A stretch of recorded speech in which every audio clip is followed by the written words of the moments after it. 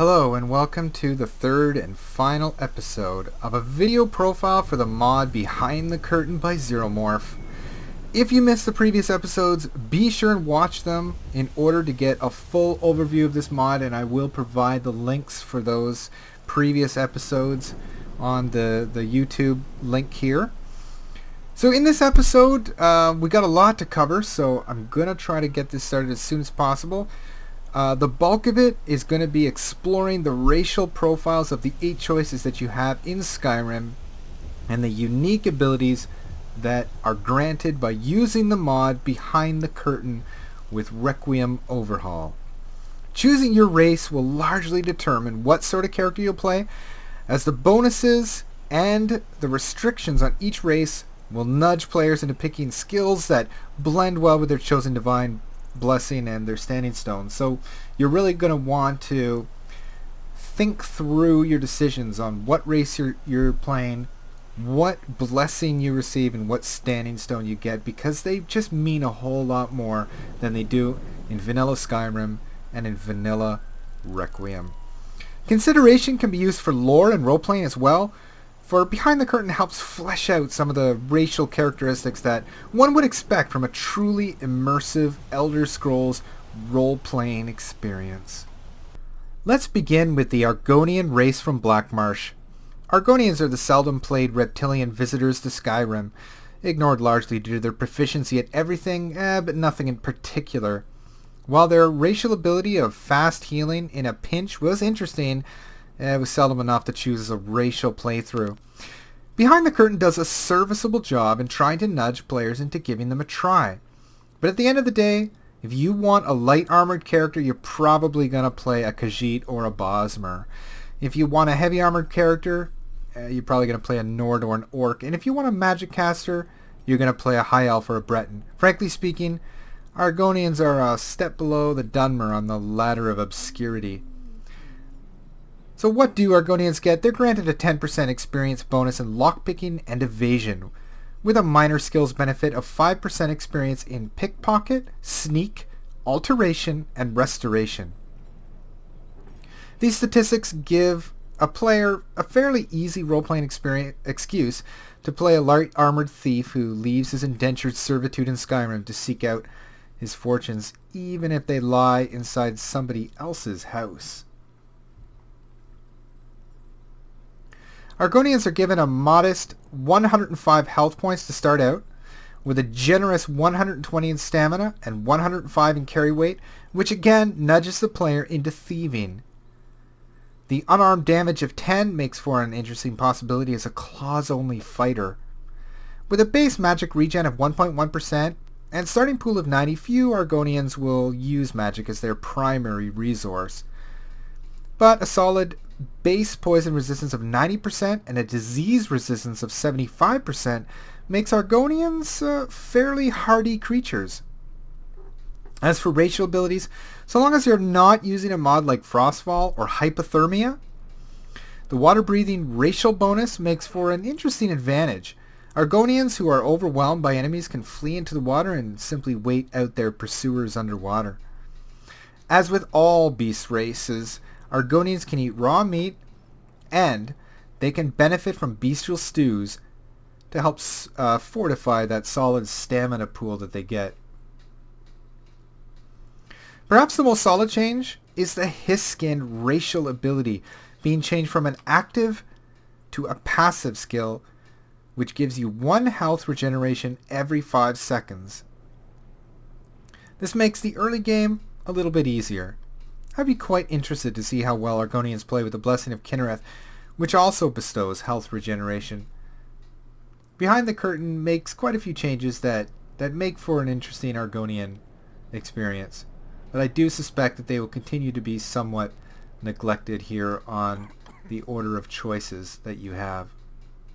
Next up, we have the Bretons of High Rock. Perhaps the most popular choice for a magic caster playthrough, Bretons enjoy a strong start in Conjuration with 15 points in the tree, and a 10% bonus experience gained.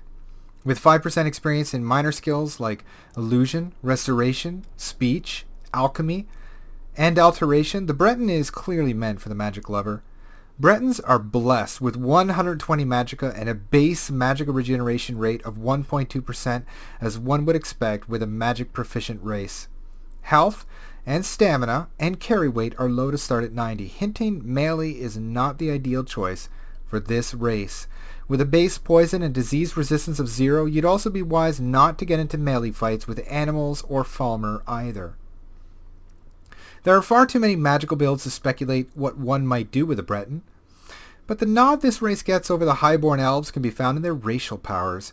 Bretons get a passive magic resistance of 20%, which is fairly massive, and the reason why you see Breton mages play Dead is Dead and survive to defeat Alduin and company in the endgame.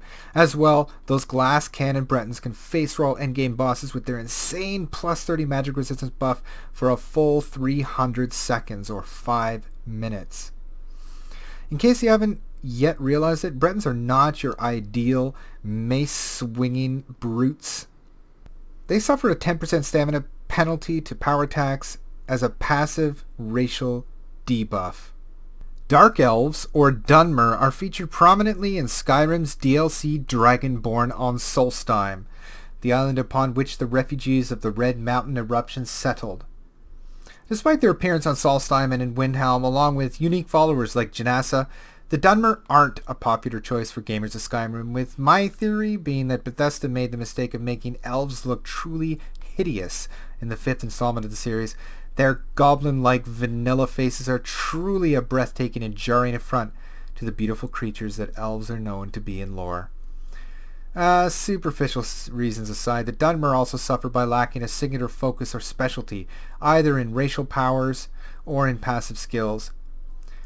Behind the Curtain maintains some of that uniform mediocrity, but with some interesting alterations. The Dunmer receive a 10 in destruction and one-handed right off the bat, with both receiving a 13% bonus in experience. Minor skills include alteration, illusion, sneak, and evasion. Characteristics are even across the board, with 100 to start in health, magicka, stamina, and carry weight. A base magicka regen of 1.15% and a base stamina regen of 1.6% makes me think that this is a race for somebody who wants to use a one-handed evasion character who uses destruction. The big perk for the Dunmer is, as always, that great fire resistance of 75%, extremely helpful against high-level enemies in Skyrim, like the insanely powerful fire dragons, dragon priests, hag ravens, and mages. As well, Zero Morph has changed Ancestor's Wrath from a temporary racial ability to a passive skill, making destruction spells cost 10% less, with a 5% bump in magnitude, and a 10% increase to range and duration. Lastly, Dunmer enjoy a 3% bonus experience to all skills except destruction and one-handed, which already receive 13%. Is their inner beauty enough to overcome their outer hideousness? With Behind the Curtain and some beautification mods, like I'm using here, Ethereal Elven Overhaul, you just might decide to roll a Dunmer. High Elves, or Altmer, hail from the Somerset Isles and dominate the Thalmor's Elven Supremacy government. Despite a racial weakness of 25% to magic and a 10% stamina penalty to power attacks, Altmer receive fantastic magic casting statistics, making them comparable or better than the Bretons as a magic race.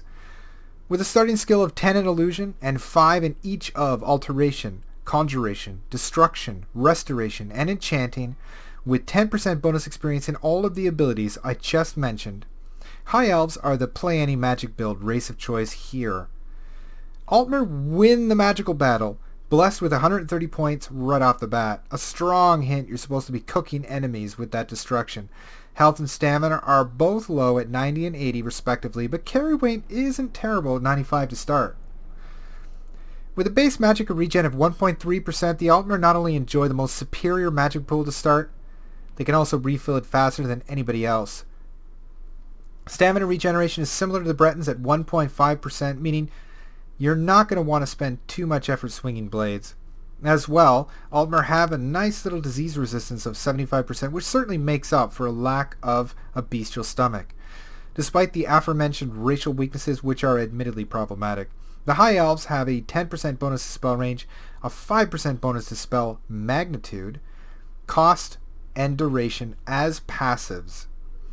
Perhaps the nicest change is the daily power, offering the Highborn perk a 300 second 5-minute buff of 5 magicka per second restoration to your magicka pool. This can really help a Destruction Altmer overcome high level enemies in boss battles that they wouldn't ordinarily be able to defeat with their regular magicka regeneration rates.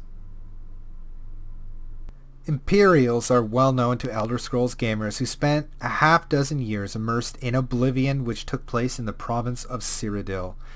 They are absolutely fantastic warriors with strong buffs in nearly every category that allow them to play pure melee or mix in some magic for paladins and vigilance. Imperials enjoy a 10% start in restoration and speech with equivalent experience gains, along with a plus 5 to destruction, one-handed, block, and heavy armor. This really nurtures a heavy armored paladin healer with one-handed and block. Every category is heartily buffed for Imperials who enjoy 110 health, stamina, and carry weight to start, with a decent 100 magicka. Base stamina regeneration is an enticing 1.9%, although the 1.1% magicka regeneration means that the magic is meant to complement and not sustain an Imperial warrior. Rather than this silly Voice of the Emperor racial ability as an active skill, Zero Morph has done the sensible thing and converted it to a constant plus 15 buff to barter, which will help immeasurably to get that economy going in the early game. The Imperial Discipline passive adds a 50 stamina points and offers a great 20% stamina bonus to power attacks to sustain those fierce battles, even while receiving a stamina generation bonus while sprinting. So you can pretty much sprint in battle, use a lot of power attacks, and you can still pull through it without running out of all your stamina. The Imperial's absolutely a solid choice for a fighter, and despite the lack of a bestial stomach, they're really the absolute best choice if you want to roll a one-handed sword and shield warrior, perhaps with some restoration and a little bit of magic mixed in there. Did somebody say meow? Next up is the Khajiit cat race of Elsewhere. Let's face it, the Khajiit don't get played too often in Skyrim, but when you do, you can't help but have tons of fun with them because their race is just so unique. Downloading Khajiit Speak and clothing mods is just fantastic, and it's really fun to speak like them. It's not that all Khajiit are thieves, but thieves do very well when they're playing Khajiits. That's because they start with a super helpful plus 15 in sneak with a 15% bonus to that overpowered skill. This makes them outstanding stealth fighters and bowmen. Secondary skills include plus 5 in lockpicking, pickpocket, alchemy, speechcraft, and evasion, with an equivalent bonus in experience. With just 90 health and magicka to start and a 120 pool of stamina, it's fairly clear that Khajiit are meant to use the element of surprise and cunning and speed to evade and slaughter their enemies. With low health and magic, it's not wise for Khajiit players to attempt early melee fighting, but with their speed and stamina, they do make excellent stealth assassins, archers, and rangers. Nothing about the Khajiit race is too overwhelming or overpowered until you begin to look at their racial abilities, and then, oh boy, does it begin to get enticing. First off, like you would imagine from a cat people, they can see in the dark at will, which only further improves their success at working as an assassin or a thief. They're also blessed with increased unarmed damage of 25 points, which stacks on top of that very solid 15 unarmed base damage to start, making an unarmed build with just claws very interesting. The real seller here, however, is the 15% increased movement speed, which makes Khajiits fly across the screen when they are so inclined. Add to the fact that they have bestial stomachs for stews, can pick novice locks without wasting a perk in the lockpicking tree, and like all cats, they land on their feet with 65 reduced falling damage, and Khajiits are a very attractive race of choice. One caveat, in case you weren't already aware, this race is extremely untalented at magic with a 15% penalty to spell costs. So if you want to play a Jargo roleplay, you're really going to be digging out of a hole here.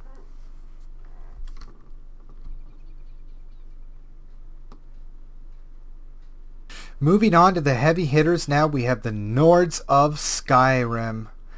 They're perhaps the most played race, and for good reason, not least being that they're the most lore-friendly race to receive the abilities of the Dragonborn. Nords receive plus 10 to two-handed and blacksmithing, along with commensurate experience boosts, while garnering boosts of plus 5 and 5% experience in one-handed, block, heavy armor, and evasion. These kinds of skills really allow Nords to go any which way they choose in combat, whether it be a two-handed barbarian in light armor, a one-handed swordmaster in heavy, or a mixture of each. Sustaining the Nord as warrior build is a huge 120 starting pool in health and stamina, a carry weight of 128, and a base stamina regeneration of 1.65%. With these kinds of stats, it's possible to start the game almost immediately with heavy armor and begin killing off bandits right away. For a strong example of how a very low-level Nord can run through Requiem content with ease, check out the Dead is Dead gameplay of the YouTuber Belmont Boy. In case it wasn't clear, Nords don't like magic that much, suffering with a low 80 magic pool and a disastrous 1.05% regeneration outside of combat. Like all races, however, these are just guidelines, and it doesn't mean that a Nord can't use spells to supplement a melee build. The racial power changes made by Behind the Curtain are quite interesting for Nords, with 50% frost resistance and 25% shock resistance, along with the fire resist bonuses of the Talos Divine Blessing. There's some interesting resistances here to be had. Nords are also bestowed a 25% stamina bonus to power attacks. Perhaps the best passive of all is the Birthright, a 10% bonus to shout recovery, always on, which makes Nords the rightfully best voice of the Thu'um. Competing blow for blow with Nords are the hardy Orzamer peoples of Skyrim and various other parts of Tamriel. Orcs are arguably the best pure melee race in Skyrim, and for all the reasons you'll soon see. Skyrim gamer Samirplease, who is currently on hiatus but has left his channel up, has one of the best Dead is Dead Orcish Barbarian Requiem playthroughs on YouTube. Dozens of other learned Requiem gamers have proven through YouTube Let's Plays that Orcs excel at all areas of melee combat, including some terrifying dual-wielding builds. Orcs are granted an immediate plus 10 in skill and experience to heavy armor and smithing, with 5% in each to one-handed, two-handed, block, and evasion. Much like the Nords, this gives Orcs all the leeway in the world to wear any armor, swing any weapon type, and use any playstyle of their pleasing. Orcs sustain their overpowered melee early and often with an insane 130 health to start the game, an admirable 110 in stamina, and a generous 141 in carry weight. That means Orcs can pretty much rock the heavy armor right out of the gate. Their base stamina regen is second to none at 1.7%, and when you take into account they can eat raw meat and bestial stews, this is a race that can slay a bandit fort without breaking a sweat. Orcish racial powers are also geared towards combat with a 35% stamina bonus to power attacks, so you can feel comfortable swinging that two-hander all day long. Xeromorph also nerfed the Berserker Rage skill slightly, which restores 7 stamina per second while dealing 25% more physical damage and while enduring 25% less damage. However, it lasts for 240 seconds or 2.5 minutes, which can really help overcome some bad situations. Perhaps the most underrated new bonus for the Orcs, that 10% buff to resist magic as a passive, and that means they're hardier than ever, even against mages. I think I can count on one hand the number of times I've seen players use a Red Guard during a Skyrim Let's Play. And while I said earlier that Argonians were one of the most neglected races, surely the warriors of Hammerfell with their curved swords are equally rebuked. This is likely because while Red Guards are renowned sword masters by lore, their in-game attributes are seldom competitive with the Nords, Orcs, or Imperials. Behind the Curtain aims to entice more Red Guards with a huge plus 15 in skill and experience to one-handed to start, making a dual-wielding Red Guard a very interesting proposition.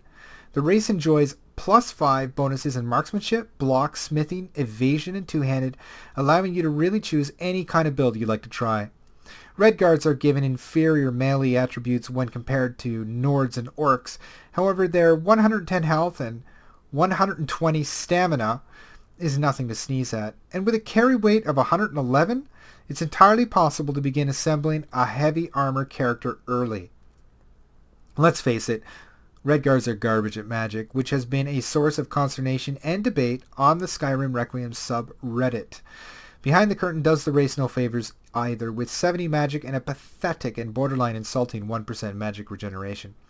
But where Behind the Curtain really attempts to lure you back in is with their base poison and disease resistance of 75%, making fights against spiders, Falmer, and other poison creatures a hell of a lot less stressful. As well, Red Guards get a decent boost to combat with a plus 20% stamina bonus to power attacks, while their racial power of Adrenaline Rush is now a passive of 15% faster weapon speed with single-handed bladed weapons and a complete immunity to paralysis. You heard me. Immunity to paralysis is always on.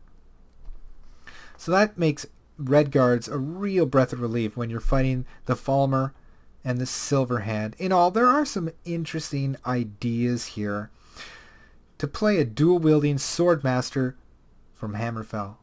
Last but not least are the Wood Elves, or Bosma from Valenwood. Although it's true that Khajiit excel in archery, the Bosma are the true huntsmen, with a plus 15 in skill and experience to marksmanship right off the bat.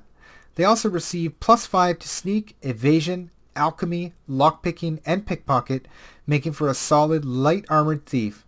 You can see my recent Sneaky Archer playthrough for an example of just how OP a Bosma Archer can truly be. With 90 health to start, Bosma are fragile, but they're gifted with 120 in stamina and a 1.65% stamina regeneration rate, making archery a viable option early on. Carry weight is definitely an issue at 85, so you'll want to fortify that as soon as possible, or you'll be running out of room in a hurry.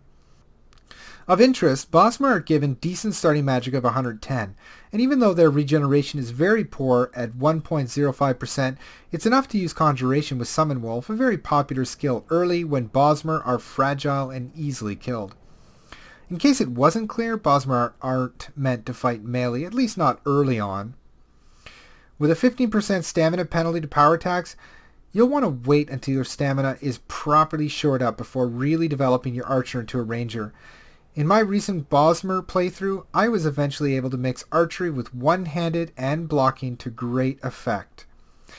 Bosma don't receive any overpowered buffs for the racial abilities, receiving just an AoE command animal spell once a day, which I really think would be way cooler if you could just, perma summon a wolf and avoid the need for the conjuration tree entirely. So that's a bit of a hint to Zeromorph, the developer of this mod. As a bestial race, Bosma can consume raw meat, so those stews are very viable. As well, Bosma receive the benefit of the Green Pact of Valenwood, which means you will find mystery meat on every fallen opponent, allowing you to consume or cannibalize their remains for a temporary buff to your stamina. This is quite helpful not only for role-playing reasons, but also if you're in need of a quick boost to your stamina. Well, that about wraps it up for the races overhaul from Behind the Curtain. Now we're just going to briefly talk about the remaining changes made by the mod to Alchemy, Jarls, and to the perk tree. For those who are used to cheesing levels early and often with Alchemy, you're in for a rude awakening with the changes made by Behind the Curtain. The most common complaint about Requiem is the broken alchemical skill tree and the economy from the hundreds of potions you can make. leveling both speechcraft and alchemy to quickly gain levels and remove the most fun part of the Requiem overhaul, which is the deadly early levels. Zero Morph has drastically reduced the harvestable amount of every alchemical ingredient. So this means that you can no longer run around and collect 100 spider eggs or 100 blue mountain flowers. Every time you go to click on an ingredient, you'll notice that rather than, sometimes you won't even get one harvestable item.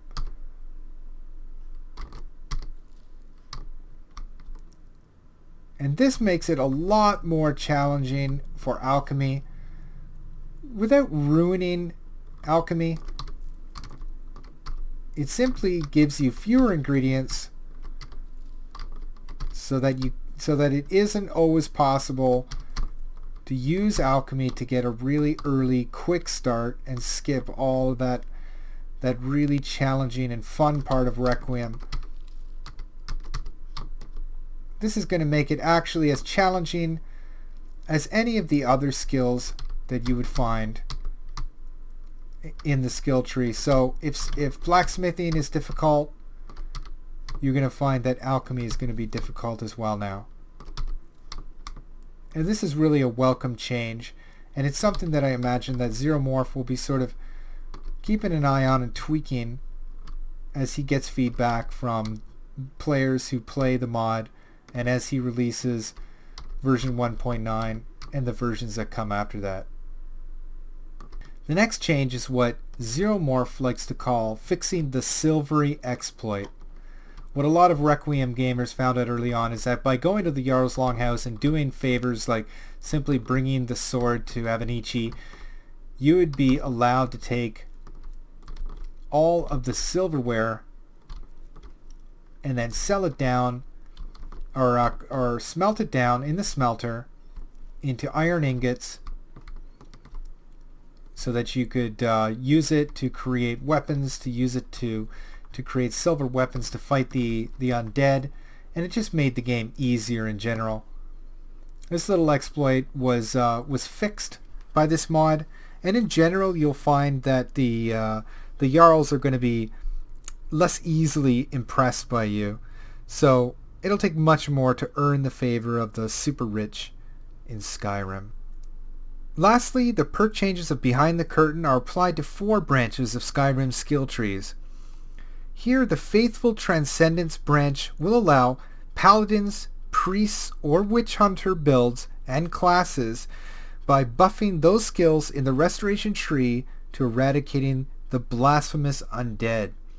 From Fundamental Restoration, you can go to Immaculate Mending so that the divines look favorably upon you and have witnessed your desecration of the undead, ridding the world of their foulness. All healing aura spells cost half as much and are slightly more potent.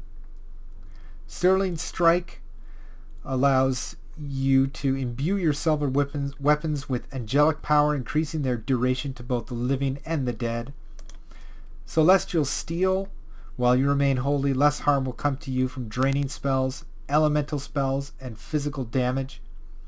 And Faithful Transcendence, you are the living embodiment of saintly piety and have risen to the Divine's leading champion. For your continued pursuance of the undead, the Divines have gifted you with enhanced life, endurance, and magical intensity, and you can rejuvenate these faster.